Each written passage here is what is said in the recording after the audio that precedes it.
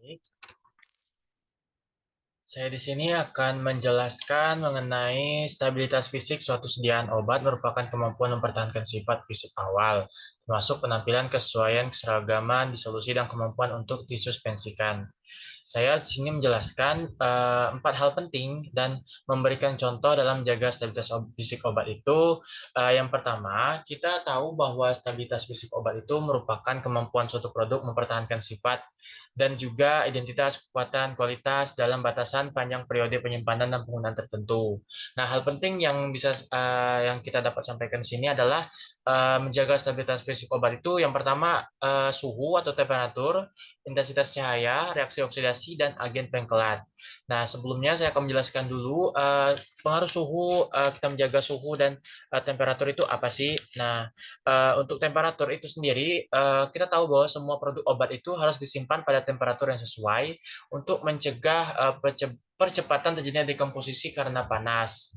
Nah, misalnya itu contoh sediaan eh, formulasi obat yang dimasukkan ke dalam botol kaca hitam.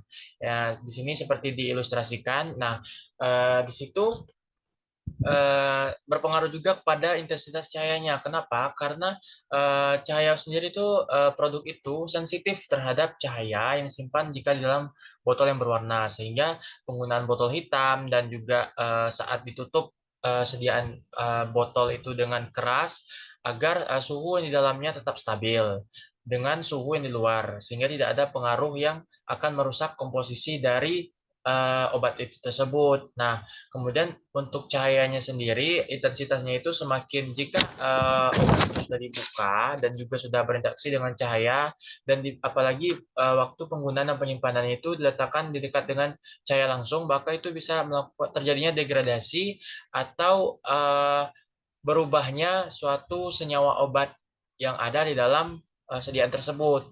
Nah, sehingga kita harus menjaga suhu dan juga penyimpanan obat tersebut dari cahaya matahari langsung. Nah, eh, untuk yang kita tahu hal penting dalam jaga stabilitas obat itu adalah di sini kita terlihat pada ini suatu contoh kondisi iklim dunia dan ini dijadikan panduan sesuai dengan zona iklim di daerah negara masing-masing yang dimana di sini memiliki aturan suhu atau intensitas dari temperatur, yang dimana di sini ada kelembaban udaranya berapa dan suhu rata-rata tahunannya.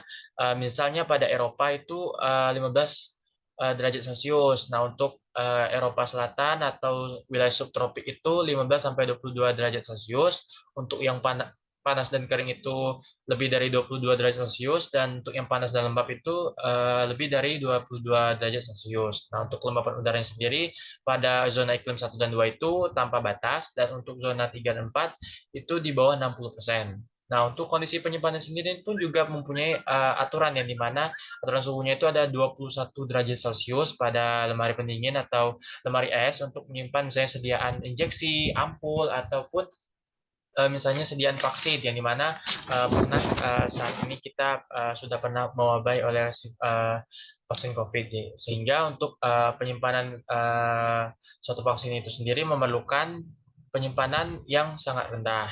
Nah, itu contohnya tadi. Nah, kemudian untuk menjaga stabilitas itu bisa dilihat dari reaksi oksidasi. Kenapa?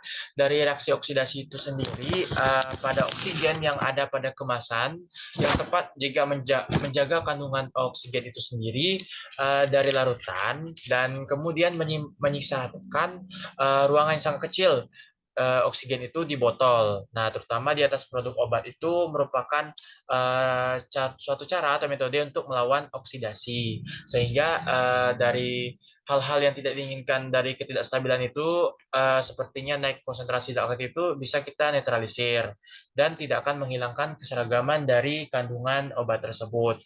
Nah, untuk agen pengkelat ini sendiri kita wajib menjaga karena agen pengkelat ini sendiri itu kan membentuk kompleks dengan ion logam berat dan mencegahnya dari dekomposisi oksidatif yang terkatalisis. Nah, maksudnya di sini adalah dengan adanya agen pengkelat ini yang bersifat pembentuk logam berat, itu kita harus berusaha untuk meminimalisirnya dari adanya terjadinya perombakan daripada proses oksidasi, yang mana oksigen tadi kita pada kandungan oksigen di dalam kemasan itu kita harus berusaha untuk menetapkan kondisi yang sesuai dengan berhubungan dengan suhu yang tadi sudah kita jelaskan.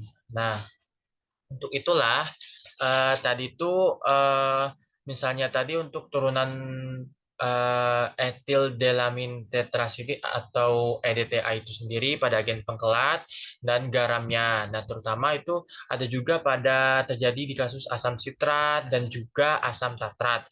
Nah, ini merupakan suatu agen pengkelat yang dimana jika terinteraksi dia membentuk kompleks non-ion logam berat. Nah, itu bisa merusak dari eh, keendapan dari kemasan tersebut dan menurunkan kualitas dari obat itu. Nah, sehingga untuk efek terapinya menjadi lebih rendah. Nah, kemudian dengan adanya penambahan pelarut yang cocok mungkin dapat menurunkan laju hidrolisis tersebut. Karena kita tahu bahwa hal yang tidak diinginkan dari ketidakstabilan produk farmasi itu sendiri, salah satunya adalah menurunkan dari status mikrobiologisnya. Kenapa? Karena di sini pada hubungannya pada suhu itu sendiri, biasanya kalau kondisinya itu sudah berinteraksi dengan interaksi suhu ruangan luar, nah itu bisa menyebabkan timbulnya mikroorganisme baru pada obat tersebut, yang dimana setelah rusak dia muncul lagi bakteri baru, yang dimana itu bisa saja menyebabkan efek toksik pada tubuh jika dikonsumsi. Nah, itulah yang dapat saya sampaikan mengenai 4 hal penting yang dapat kita lakukan dalam menjaga stabilitas fisik obat. Terima kasih.